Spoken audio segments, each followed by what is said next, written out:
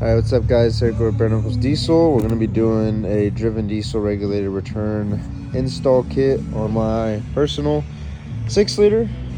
We have the fuel supply block, the regulated return, the stainless steel lines, high flow banjos, got all the coppers, and get everything necessary to do this install is within this kit. And then I also opted for the fast and airdog installation kit. So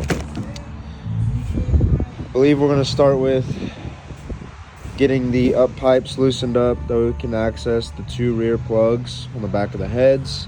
And then I'm going to remove my fuel bowl and factory fuel lines on the front. I may or may not remove the fan shroud and fan to make that a little easier, but we'll get into it in a video as long as I can. Alright guys, we got our charge pipes out, both sides. Batteries are disconnected. And then air box, of course. And then as you can see, we already removed our oil filter housing. It is recommended that you remove the standpipe so you don't accidentally break it. I've done this a time or two, so I'm not too worried about it. Emmett right now is working on cutting the oil filter housing in half to get the fuel filter bowl off. And then we're going to reinstall just the bowl. The fuel bowl will be gone. So we're going to cut the fuel filter bowl off of the original assembly, right? Because it's oil filter housing, fuel filter housing. We're cutting the fuel filter housing off, smoothing it out, and then this most forward bolt, right, you're going to put in your original ones, and then this one is going to be the long stud if you're running an OEM cooler. If you're running an aftermarket cooler, you're going to run their short stud. So I'm running a PPE oil cooler, so it retains the factory oil filter housing, so I'm using the long stud. So we're gonna get that bolted back on, and then we are gonna go ahead and, if you can see right there, I'm gonna take that banjo bolt out, prep that sealing surface up against the head, and then if we can get down in there, boom, right there. That's our other banjo bowl, and then there's a 10mm right behind here, right there, that we're going to be removing and pulling this crossover line off. Maybe necessary to cut it with some heavy duty dikes, die grinder. If you use a die grinder, just make sure to cover anything important. And yeah, I'll get another clip going as soon as we get the oil filter bowl back on and start running these front lines. Alrighty, well, Emmett got all that cleaned up off of there. So we have our bolts installed for the housing, and then our one stud all the way ran down by hand. He's working on getting the braided lines removed, so I gotta get this one line disconnected. But we have the lines off the heads, so the banjos are out. You can see that there. And same thing on this side. So I'll prep that side. Should have cleaned this side. We'll install our new lines, and then we need to go ahead and get our feed line assembly mounted here. That we can run our lines to it, and then I'll at that point get my airdog feed line ran down to him, and then we'll start working on the return. Sorry if the music's a little loud, I'll try to speak a little bit louder, but OEM banjos. You can see there's only 2 orifices on the sides, and these are driven diesels. High flow. Look at those orifices, way bigger, 3 of them. So, about to put the driver's side line on. We have the feed block mounted loosely here. So I'm gonna get it installed down there, right up to here, I believe, right there. And then we'll have a braided hose that'll reach over to that side, and then our hard line will come up right behind the alternator. So get that done, and then I'll give y'all looks.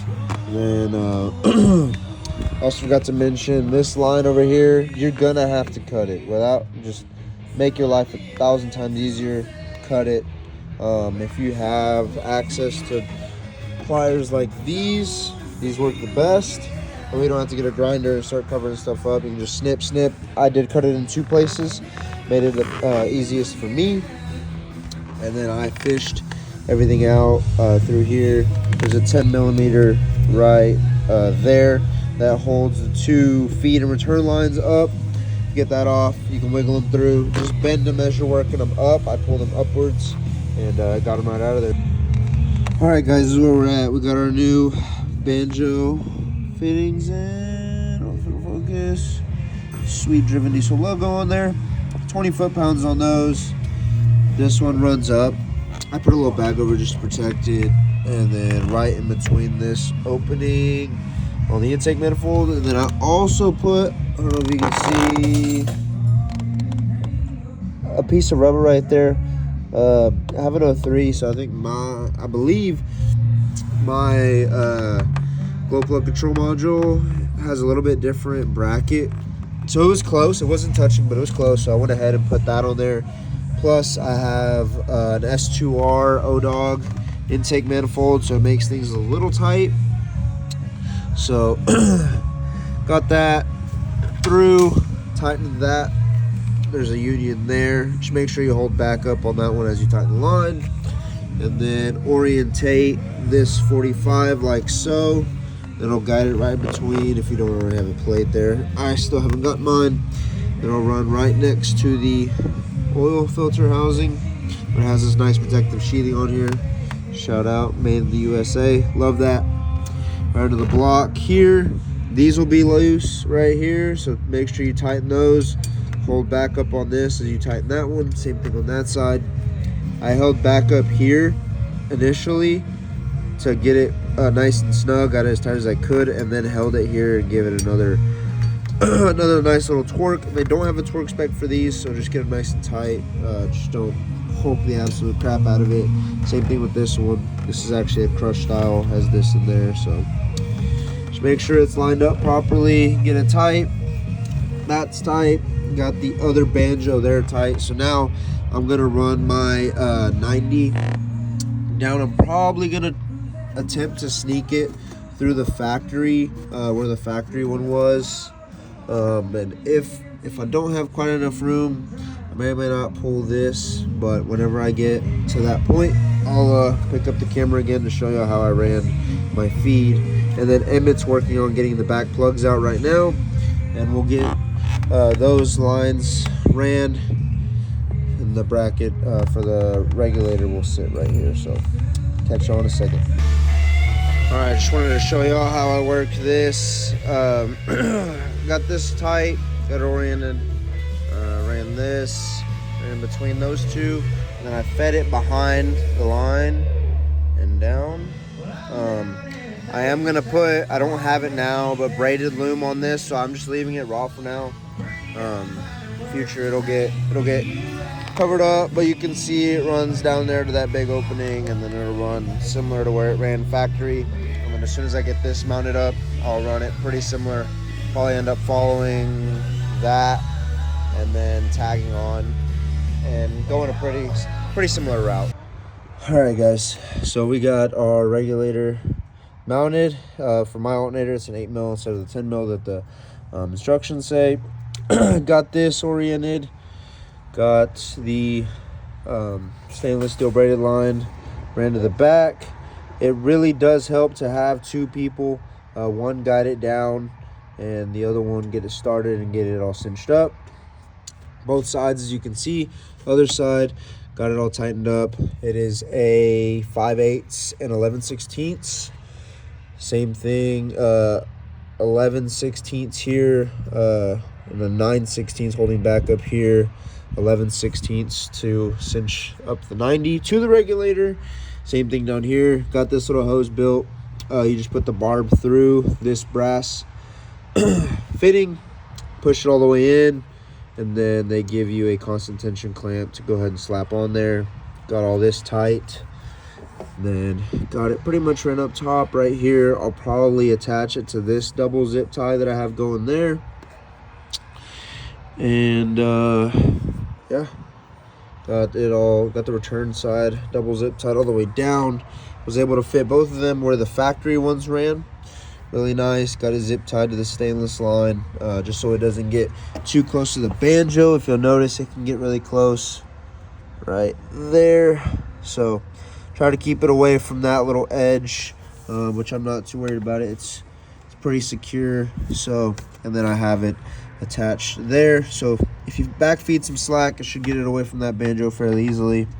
Then Emmett's down there buttoning up the return line to your factory tank line, and then our other line is going to go all the way to the airdog, and it comes with fittings for that if you buy the install kit. So yeah, pretty much all buttoned up here top side.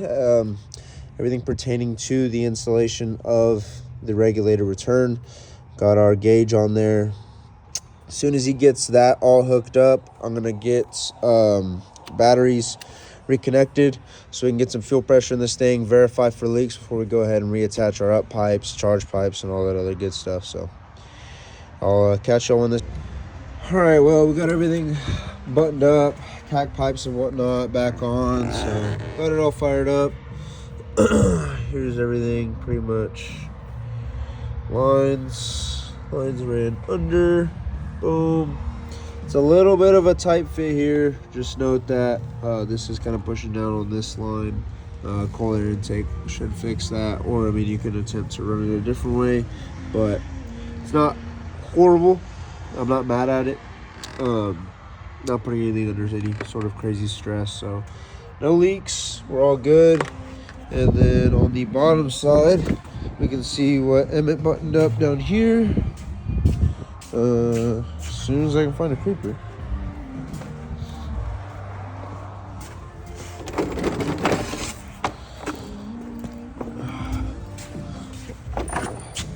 Before I do that, I'll show y'all in here. So right there you can see the feed and return line. I just zip tied to this brake line, comes inside the frame rail there.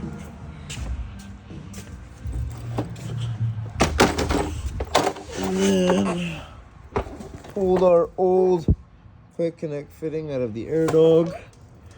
Here's my airdog. Then we put in the new fitting there. It's a 1/2 inch ORB to the -6. Then I had a 90 laying around just because of the way that I mounted mine to my frame. I drilled and tapped it and put it on the outside of the frame rail, so it has to bounce up and out. And then she comes up like so, runs the length all the way, and then here we have our delete, which I had already had when it was just a Y style, but there it is, all purdied up for the focus.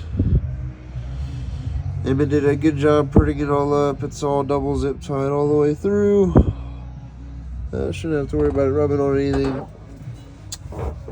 that it isn't zip tied to. So I still need to get rid of this slack here. Was rushing the install that night on the airdog, as well as putting some double zip ties on this and a P-clamp there. So still not 100% on it. As you can see, still missing some tails on some zip ties we gotta cut, but other than that, runs good. Got her idling at about 58 psi and about 64, I believe, under good load. So she's running good.